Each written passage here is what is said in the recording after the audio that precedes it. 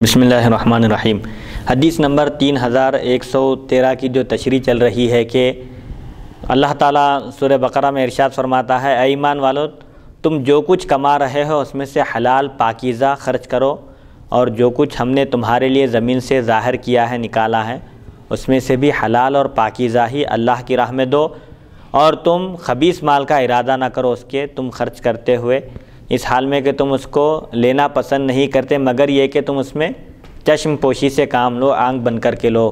خلاصہ کلام یہ ہے کہ جس طرح اگر کوئی ہم کو کوئی بری چیز دے، خراب چیز دے تو ہم لینا پسند نہیں کرتے، تو ہم کو چاہیے کہ ہم دینا بھی پسند نہ کریں۔ جس طرح ہم اچھا چاہتے ہیں اپنے لیے، دوسروں کے لیے بھی ہم اچھا پسند کریں۔ تو انصاری صحابہ کے بارے میں یہ آیت نازل ہوئی۔ بعض لوگ جن کو نیکی کا ذوق نہیں تھا، سمجھے بعض منافق تھے، اس میں صرف لوگوں کو دکھانے کے لیے لا کر انگور کے خوشے گچھے وغیرہ لٹکا دیتے تھے، خراب بھی رہے تو چلو اللہ کی راہ میں دینا ہے، خود تو نہیں کھانا ہے بلکہ لے جا کے لگا دیتے تھے۔ تو اس پر یہ آیت نازل ہوئی کہ بھائی جس طرح تم کو لا کر دیے خراب چیز تو قبول کرنے کے لیے تیار نہیں ہوں گے تم، پھر دوسروں کو دینا کیسا پسند کر رہے ہو۔ اسی آیت کا مفہوم اس حدیث میں بھی ہے جس میں حضور اکرم صلی اللہ علیہ وسلم نے ارشاد فرمایا، تم میں سے کوئی اس وقت تک مومن کامل نہیں ہو سکتا جب تک کہ وہ اپنے بھائی کے لیے وہی پسند نہ کرے جو وہ اپنے لیے پسند کرتا ہے۔ انسان اپنے لیے اچھے سے اچھا پسند کرتا ہے، چاہے وہ کھانے کی چیز ہو یا پینے کی چیز ہو، پہننے کی چیز ہو، برتنے کی چیز ہو یا رہنے کی چیز ہو، لہذا اس کو چاہیے کہ وہ اپنے بھائی کے لیے بھی اچھا ہی پسند کرے۔ اور اسی طرح جو لوگ ہمارے بعض نوجوان جو بچے ہیں جی وہ دوسرے لوگوں کی بہنوں کو چھیڑتے ہیں، جی تو ان کو یہ بھی خیال رکھنا چاہیے کہ تم جس کسی کی بہن کو چھیڑ رہے ہو اس کے ساتھ تم ڈیٹوں پر جا رہے ہو اور اس کے ساتھ ایسے غلط حرکتیں کر رہے ہیں، اگر وہی کام تمہاری بہنوں کے ساتھ کیا جائے جو دوسروں کی بہنوں کے ساتھ ایسا کر رہے ہیں تو کیا برداشت کریں گے؟ تو تم جس کسی کے ساتھ ایسی حرکت کر رہے ہیں وہ بھی تو کسی کی بہن ہوگی، کسی کی ماں ہوگی، کسی کی بیٹی ہوگی، کسی کی پوتری ہوگی یا نواسی ہوگی یا بھتیجی ہوگی یا بھانجی ہوگی یا بیٹی ہوگی۔ تو جیسا ہم دوسروں کی بہنوں کا خیال نہیں کرتے ہیں، اگر کوئی ہماری بہن کے ساتھ ایسی حرکت کرے تو ہم کو دل کو تکلیف پہنچتی ہے، تو لہذا کسی اور کی بہنوں کو بھی نہیں چھیڑنا چاہیے۔ اسی طریقے سے سڑکوں کے کئی مسائل ہیں۔ جی نبی کریم صلی اللہ علیہ وسلم نے فرمایا، اگر کسی شخص کو اس قسم کا تحفہ دیا جائے جیسا اس نے دیا ہے تو وہ نہیں لے گا سوائے اس کے کہ چشم پوشی کرے یا حیا کی وجہ سے لے لے، کہ اگر میں قبول نہیں کروں گا، رد کروں گا تو اس کے دل کو تکلیف پہنچے گی یا ہنگامہ ہوگا یا لڑائی جھگڑا ہو سکتا ہے، لہٰذا جیسی کرنی ویسی بھرنی کہا جاتا ہے۔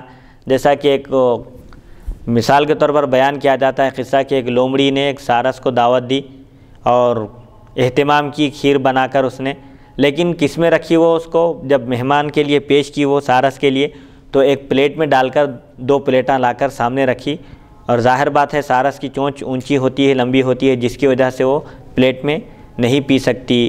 نتیجے میں لومڑی پورا چٹ کر گئی، پوری کھیر اپنی بھی پی لی اور اس کی بھی۔ پھر سارس نے دوسرے دن اس کو دعوت دی اور کھیر بنا کر 2 سراہیوں میں لا کر رکھی، اور لومڑی سے کہا کہ تم یہ کھیر پی لو، یہ میں پی لیتی ہوں۔ وہ کہہ کر سارس اپنی کھیر پوری پی لی، اور ظاہر بات ہے لومڑی کا منہ سراہی کے اندر داخل نہیں ہو سکتا تھا، لومڑی صرف منہ دیکھتے رہ گئی، سارس نے دوسری سراہی میں کی بھی کھیر پی لی۔ تو یہ مثال کے طور پر سمجھانے کے لیے، کما تدین تدان، تم جیسا کرو گے ویسا بھرو گے، انسان جیسا سلوک کرتا ہے دوسروں کے ساتھ اس کے ساتھ بھی ویسا ہی سلوک کیا جائے گا۔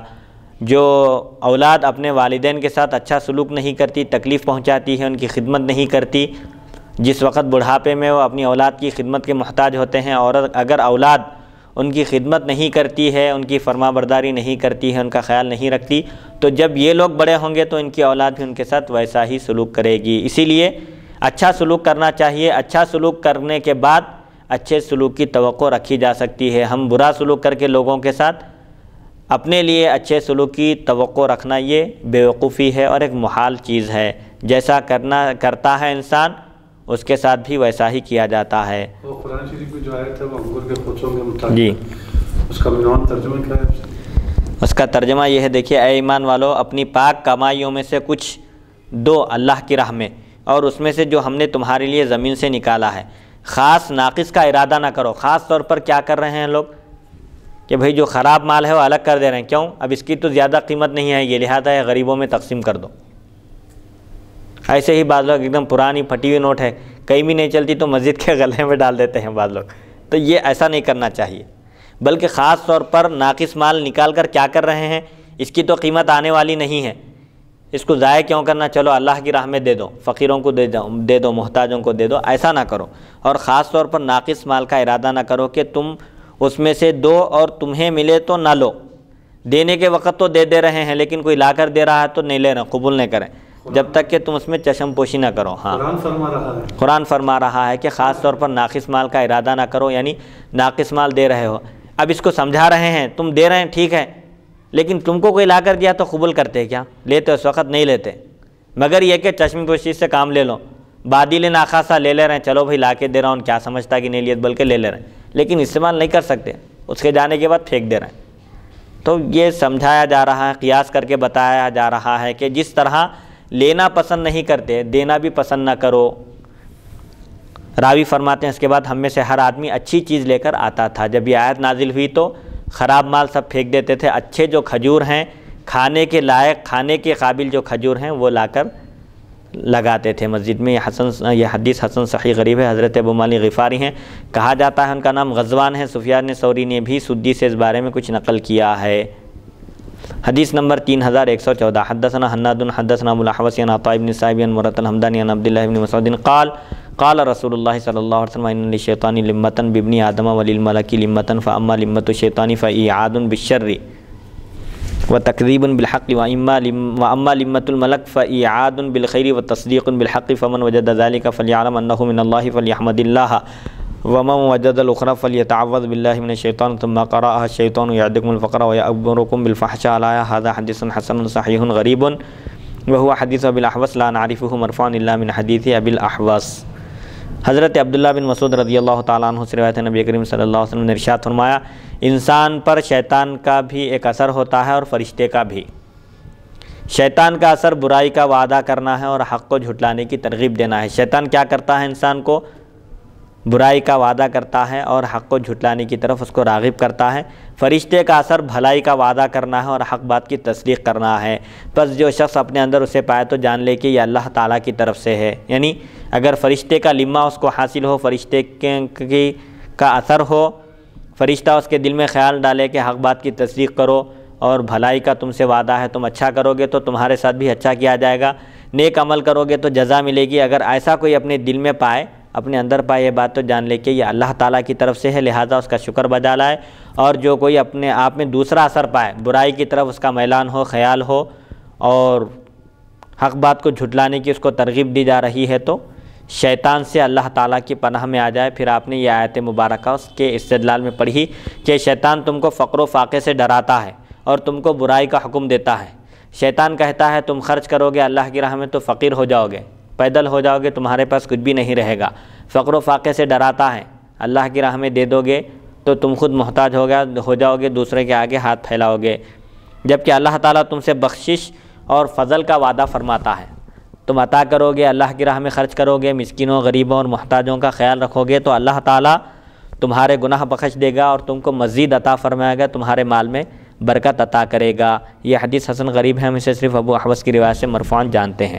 حدیث نمبر 3115، حدثنا عبد بن حمید حدثنا ابو نعیم حدثنا فضیل بن مرزوق عن عدی بن ثابت عن ابی حازم عن ابی ہریرہ قال قال رسول اللہ صلی اللہ علیہ وسلم یا ایھا الناس ان اللہ طیب ولا يقبل الا طیبا وان اللہ امر المؤمنین بما امر به المرسلین فقال یا ایھا الرسل کلوا من الطیبات واعملوا صالحا انی بما تعملون علیم وقال یا ایھا الذین آمنوا کلوا من طیبات ما رزقناکم قال وذکر رجل یطیل السفر اشعث اغبر وذکر رجل یطیل السفر اشعث اغبر یمد یدہ الی السماء یا ربی ومطعمہ حرام ومشربہ حرام وملبسہ حرام وغذی بالحرام فأنى يستجاب لذلك هذا حديث حسن غريب وإنما نعرفه من حديث فضيل بن مرزوق وأبو حازم هو الأشجعي اسمه سلمان مولى عزة الأشجعية۔ حضرت ابو ہریرہ رضی اللہ عنہ سے روایت رسول اکرم صلی اللہ علیہ وسلم نے ارشاد فرمایا لوگو یقیناً اللہ تعالیٰ پاک ہے اور صرف پاک ہی قبول فرماتا ہے، طیب ہے، پاک ہی مال قبول فرماتا ہے۔ صدقے میں حرام مال دیں گے تو قبول نہیں ہوگا، الٹا گناہ ہوگا۔ اور اللہ تعالیٰ نے ایمان والوں کو بھی وہی حکم دیا جو اپنے رسولوں کو حکم دیا ہے۔ اللہ تعالیٰ ارشاد فرماتا ہے اے رسولو پاکیزہ حلال روزی کھاؤ، اور ایک مقام پر فرمایا، اچھا پوری آیت کا ترجمہ یہ ہے کہ اے رسولو پاکیزہ حلال روزی کھاؤ اور نیک عمل کرو، یقیناً میں تمہارے اعمال کو جانتا ہوں۔ اور ارشاد فرمایا اے ایمان والو، رسولوں کو بھی حکم دیا پاکیزہ حلال کھانے کا، اور ایمان والوں کو بھی وہی حکم دیا کہ ہم نے تم کو جو عطا کیا اس میں سے حلال پاکیزہ روزی کھاؤ۔ اور حضور اکرم صلی اللہ علیہ وسلم نے ارشاد فرمایا، آپ نے ایک شخص کا ذکر کیا جو طویل سفر کرتا ہے، لمبا سفر کرتا ہے، بال غبار آلود ہیں، کپڑوں پر گرد جم گئی ہے، وہ اپنے ہاتھ آسمان کی طرف اٹھاتا ہے اور کہتا ہے اے میرے پروردگار، اے میرے پروردگار، جبکہ اس کا کھانا حرام ہے، اس کا پینا حرام ہے، اس کا لباس حرام ہے، اس کی غذا حرام ہے، اس کے جسم کی ایک ایک رگ میں حرام چیز داخل ہو چکی ہے، حرام کھا رہا ہے اور آسمان کی طرف اٹھا کر دعا کر رہا ہے، تو کس طرح اس کی دعا قبول ہو سکتی ہے؟ یہ حدیث حسن غریب ہے، ہم اس کو صرف فضیل بن مرزوق کی حدیث سے جانتے ہیں، اور ابو حازم اشجعی کا نام سلمان ہے جو عزہ اشجعیہ کے غلام ہیں۔ تو اس حدیث شریف میں یہ بات بتائی جا رہی ہے کہ مومن کو حلال روزی اختیار کرنا چاہیے، ذریعہ بھی حلال ہو، روزی بھی حلال ہو، غذا بھی حلال ہو، ہر چیز حلال ہو تو اس کی دعا بھی یقیناً قبول ہوگی۔ دعا کی مقبولیت کے لیے دو چیزیں ضروری اور لازم ہیں، صدق مقال، اکل حلال، سچ بولنا اور حلال کھانا۔ جس طرح پرندے کو اڑنے کے لیے دو پروں کی ضرورت ہے، دو پروں میں سے ایک پر بھی کاٹ دیا جائے یا دو پر بھی نہ ہو تو پرندہ اڑ نہیں سکتا، ایسے ہی دعا کی قبولیت کے دو پر ہیں، حلال کھانا اور سچ بولنا۔ جو شخص سچ بولنے کا عادی ہوتا ہے، حلال روزی اختیار کرتا ہے، استعمال کرتا ہے، تو اللہ اس کی دعا بھی قبول کرتا ہے۔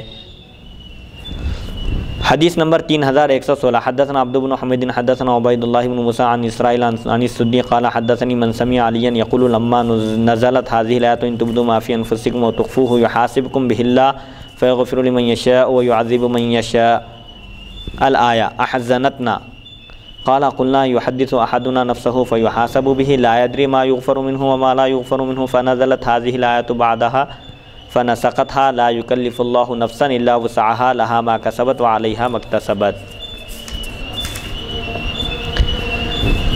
حضرت سیدنا علی کرم اللہ وجہہ سے روایت ہے، آیت کریمہ ان تبدوا ما فی انفسکم کے اترنے پر ہم غمگین ہو گئے۔ وہ آیت کیا ہے؟ اگر تم ظاہر کرو جو کچھ تمہارے دلوں میں ہے یا چھپاؤ، اللہ اس کی وجہ سے تمہارا مواخذہ کرے گا، تمہارا حساب لے گا، پس وہ جس کو چاہتا ہے بخش دیتا ہے اور جس کو چاہتا ہے عذاب دیتا ہے۔ جب یہ آیت نازل ہوئی تو صحابہ غمگین ہو گئے، یہ آیت رنج و غم میں ڈال دی۔ ہم نے سوچا کوئی شخص اپنے دل میں بات کرتا ہے اس کا بھی حساب ہوگا، ابھی زبان پر نہیں لایا، صرف دل میں خیال آیا تو اس کی بھی گرفت ہوگی، تو پھر کوئی بھی نہیں بچ سکتا۔ دل میں مختلف خیالات آتے ہیں، انسان ان خیالات کو زبان پر نہیں لاتا، زبان سے ان کا اظہار نہیں کرتا، لیکن دل میں تو بیٹھے بیٹھے انسان کے دل میں خیال آ ہی جاتا ہے۔ اگر ایسا ہی ہو تو پھر کوئی بھی اللہ کی گرفت سے بچ نہیں سکتا۔ معلوم نہیں اسے کس قدر بخشا جائے گا اور کس قدر نہیں بخشا گیا۔ مطلب یہ ہے کہ انسان کے دل میں بہت سارے خیالات آتے ہیں۔ اس آیت کی روشنی میں یہ معلوم ہوتا ہے کہ دل میں بھی اگر خیال آئے، انسان چاہے اس کو ظاہر کرے، زبان سے اس کا اظہار کرے یا نہ کرے، ہر صورت میں اللہ اس کا حساب لینے والا ہے۔ تو اب ہمیں کون ایسا شخص ہے جس کے دل میں خیالات نہیں آتے؟ اب پھر ہم کو یہ بھی نہیں معلوم، اس کے بعد اللہ تعالیٰ فرماتا ہے جس کے چاہتا ہے وہ گناہوں کو بخش دیتا ہے، خیالات کو، اور جس کو چاہتا ہے حساب لیتا ہے، عذاب دیتا ہے۔ تو اب ہم کو معلوم نہیں کون سے خیالات ہمارے بخشے گئے اور کون سے خیالات کے بارے میں حساب کتاب ہونے والا ہے۔ تو اس پر پھر یہ آیت نازل ہوئی اور اس نے پہلی آیت کے حکم کو منسوخ کر دیا، لا یکلف اللہ نفسا الا وسعها۔ اللہ تعالیٰ کسی نفس کو تکلیف نہیں دیتا مگر اس کی طاقت کے مطابق۔ جو نفس جتنی تکلیف برداشت کر سکتا ہے اللہ تعالیٰ اس کو اتنی ہی تکلیف دیتا ہے۔ ہر ایک کے لیے وہی ہے جو اس نے کمایا اور ہر ایک پر اپنی برائی کا وبال ہے۔ جو نیکی کرے گا نیکی کا صلہ پائے گا، نیکی کا ثمر اس کو ملے گا، اور جو برائی کرے گا برائی کی سزا پائے گا۔ تو بہرحال جو دل میں جو خیالات آتے ہیں انسان کے، اس پر مواخذہ نہیں ہوگا، البتہ جب زبان سے اظہار کرے گا اس کا تو اس کی گرفت ہوگی، وہ اللہ تعالیٰ کی پکڑ میں آئے گا۔ حدیث نمبر 3117 حدثنا عبد بن حمید حدثنا الحسن بن موسى وروح بن عبادة عن حماد بن سلمة عن علي بن زيد عن أمية أنها سألت عائشة عن قول الله تبارك وتعالى إن تبدوا ما في أنفسكم وتخفوه يحاسبكم به الله وعن قوله من يعمل سوءا يجزى به فقالت ما سألني عنها أحد منذ سألت رسول الله صلى الله عليه وسلم فقال هذه معاتبة الله العبد ما يصيبه من الحمى والنكبة حتى البضاعة يضعها في يد قميصه فيفقدها فيفرغ لها حتى أن العبد لا يخرج من ذنوبه كما يخرج التبر الأحمر من الكير. هذا حديث حسن غريب من حديث عائشة لا نعرفه إلا من حديث حماد بن سلمة. حضرت عائشہ صدیقہ رضی اللہ عنہا سے اللہ تعالیٰ کے ارشاد ان تبدو ما فی انفسکم، چاہے اگر تم ظاہر کرو جو کچھ تمہارے دلوں میں ہے یا چھپاؤ، ظاہر کرو یا ظاہر نہ کرو، ہر دو صورت میں اللہ اس کا حساب لینے والا ہے. اور اس آیت کے بارے میں کہ وَمَن يَعْمَلْ سُوءًا يُجْزَ بِهِ، اور جو کوئی برائی کرے، ذرہ برابر بھی برائی کرے تو اس کو اس کی برائی کی سزا دی جائے گی. ان دونوں آیتوں کے بارے میں پوچھا گیا کہ کوئی بھی شخص ایسا محفوظ نہیں رکھ سکتا، اسے چھوٹی موٹی غلطی ہو ہی جاتی ہے. اگر ہر چیز پر گرفت ہوگی انسان کی تو انسان نجات پانے کے لائق ہی نہیں رہے گا. تو حضرت عائشہ گرفت کے معنی پکڑ، مواخذہ، سزا. تو حضرت عائشہ صدیقہ رضی اللہ عنہ فرماتی ہیں، آپ نے فرمایا جب سے میں نے نبی کریم صلی اللہ علیہ وسلم سے ان دونوں آیتوں کا مفہوم پوچھا ہے، اب تک مجھ سے کسی اور نے یہ سوال نہیں کیا. میں نے بھی رسول اکرم صلی اللہ علیہ وسلم سے ان دونوں آیتوں کے بارے میں پوچھا تھا تو آپ نے فرمایا یہ اللہ تعالیٰ کی طرف سے بندوں کو سزا ہے. اسے جو بخار یا حوادث پہنچتے ہیں، جو مصیبتیں پہنچتی ہیں، حتیٰ کہ وہ چیز جسے وہ اپنی قمیص کی جیب میں رکھ کر بھول جاتا ہے اور پھر اسے نہ پا کر غمگین ہو جاتا ہے، یہاں تک کہ بندہ اپنے گناہوں سے پاک ہو کر ایسے نکل جاتا ہے جیسے آگ کی بھٹی سے خالص سونا صاف ستھرا ہو کر نکلتا ہے. یہ حدیث حسن غریب ہے، ہم اسے صرف حماد بن سلمہ کی روایت سے پہچانتے ہیں. اس حدیث کا مطلب، اس دونوں آیتوں کا مطلب کیا ہے؟ اللہ تعالیٰ جو مواخذہ کرتا ہے، گرفت کرتا ہے، پکڑ کرتا ہے، حساب کتاب کرتا ہے. بندے سے کوئی غلطی ہو جاتی ہے تو اس کو جب بخار آتا ہے یا کوئی تکلیف پہنچتی ہے، مصیبت پہنچتی ہے، اس کی کوئی چیز گم ہو جاتی ہے تو اللہ تعالیٰ ان چیزوں کے ذریعے اس کے گناہوں کا کفارہ کر دیتا ہے. حتیٰ کہ بندہ اگر اپنے جیب میں کوئی چیز رکھ کر بھول جائے، ذہن میں نہیں ہے اس کے اور پریشان ہو رہا ہے ڈھونڈ کر، تو یہ پریشانی بھی اس کے گناہوں کا کفارہ ہے. یہاں تک کہ بندہ گناہوں سے بالکل صاف ستھرا ہو جاتا ہے.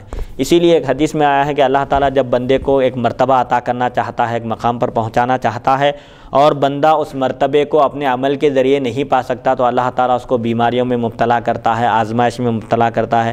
بیماری کے ذریعے، آزمائش کے ذریعے، مال میں، جان میں، اہل و عیال میں، اولاد میں آزما کر اس کو اس مرتبے تک پہنچاتا ہے. اسی لیے اللہ کی آزمائش پر صبر کرنا چاہیے، مصیبت پر جزا فضا کرنے کے بجائے اللہ تعالیٰ سے مدد طلب کرنا چاہیے. اسی لیے اس حدیث میں بتایا گیا کہ ان دو آیتوں کی تشریح کرتے ہوئے کہ بندے کے دل میں جو برے خیالات آتے ہیں اور وہ ان برے خیالات کی وجہ سے اللہ کی گرفت میں آتا ہے، لیکن گرفت کس طرح ہوتی ہے؟ دنیا ہی میں ہی اس کو مختلف آزمائشوں کے ذریعے اللہ تعالیٰ ان تمام گناہوں کی اور ان تمام خیالات کی اور جو برے خیالات اس کے دل میں آتے تھے اس کا حساب کتاب دنیا میں ہی اللہ تعالیٰ کر دیتا ہے اور آخرت میں اس کو اللہ تعالیٰ اپنے فضل و کرم سے بخش دیتا ہے.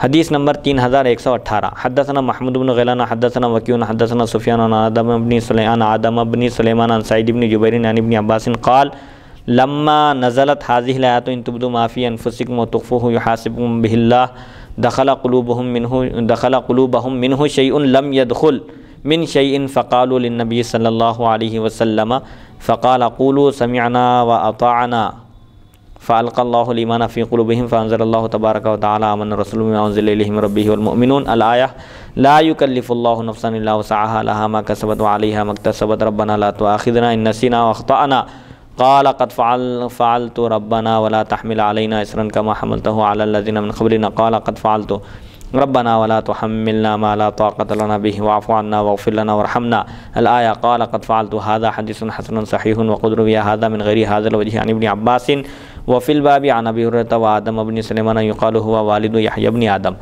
حضرت ابن عباس رضی اللہ عنہما سے روایت ہے جب یہ آیت کریمہ ان تبدوا ما فی انفسکم نازل ہوئی، اگر تم ظاہر کرو جو کچھ تمہارے دلوں میں ہے یا چھپاؤ، اللہ تم سے اس کا حساب لے گا۔ دل میں خیال آیا، آپ چاہے اس کو زبان سے اس کا اظہار کرے یا نہ کرے، ہر صورت میں اللہ اس کا حساب لینے والا ہے۔ جب یہ آیت نازل ہوئی تو اس سے لوگوں کے دلوں میں اس قدر غم پیدا ہوا جتنا کسی اور بات سے پیدا نہیں ہوا تھا۔ یعنی صحابہ غمگین ہو گئے اور کہنے لگے کہ بھئی جب بات بات پر مواخذہ ہوگا، گرفت ہوگی، پکڑ ہوگی، ہم دل میں خیال لائیں اور زبان سے اظہار نہ بھی کریں تب بھی ہمارا حساب ہوگا تو کیسے ہوگا؟ چنانچہ انہوں نے نبی کریم صلی اللہ علیہ وسلم کی خدمت میں عرض کیا تو آپ صلی اللہ علیہ وسلم نے فرمایا کہو سمعنا و اطعنا، اللہ کے جو احکام ہیں ان کے بارے میں کہو کہ ہم سنے اور اطاعت کیے۔ بس اللہ تعالیٰ نے ان کے دلوں میں ایمان ڈال دیا اور یہ آیت نازل فرمائی آمن رسول سے اخطأنا تک کے۔ ترجمہ یہ ہے کہ آمن الرسول، رسول ایمان لائے، بما انزل الیہ من ربہ، والمؤمنون، رسول اور مؤمن ایمان لائے جو کچھ رسول کی طرف اللہ کی جانب سے نازل کیا گیا۔ اللہ تعالیٰ نے فرمایا ہم نے ایسا ہی کیا، لا یکلف اللہ نفسا الا وسعها لها ما کسبت وعلیہا ما اکتسبت۔ اس کے بعد بندوں کو یہ تلقین کی گئی کہ دعا کرو ربنا لا تؤاخذنا، اے ہمارے پروردگار تو ہمارا مؤاخذہ نہ کر، ہماری گرفت نہ کر، ہمارا حساب نہ لے اگر ہم بھول جائیں یا غلطی کر بیٹھیں۔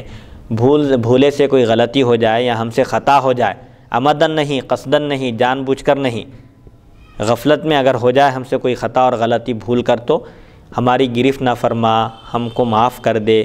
تو اللہ تعالیٰ فرمایا کہ قد فعلت، میں ایسا کر چکا۔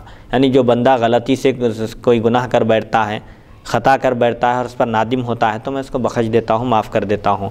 اور اس کے بعد پھر بندے عرض کرتے ہیں ربنا ولا تحمل علینا، اے ہمارے پروردگار تو ہم پر وہ بوجھ نہ لاد، وہ بوجھ نہ رکھ جو تو نے ہم سے پہلے والوں پر رکھا تھا۔ پہلے والوں کی بڑی سخت گرفت ہوتی تھی۔ بنی اسرائیل میں اگر کوئی شخص گناہ کرتا تو صبح اس کے دروازے پہ لکھ دیا جاتا تھا کہ فلاں شخص فلاں گناہ کا ارتکاب کیا، فلاں گناہ کیا ہے۔ چوری کیا تو اس کے دروازے پر لکھ دیا جاتا تھا کہ اس نے رات میں چوری کی ہے۔ زنا کرتا تو لکھ دیا جاتا تھا کہ اس نے زنا کیا ہے۔ شراب پیتا تو لکھ دیا جاتا تھا کہ اس نے شراب پی۔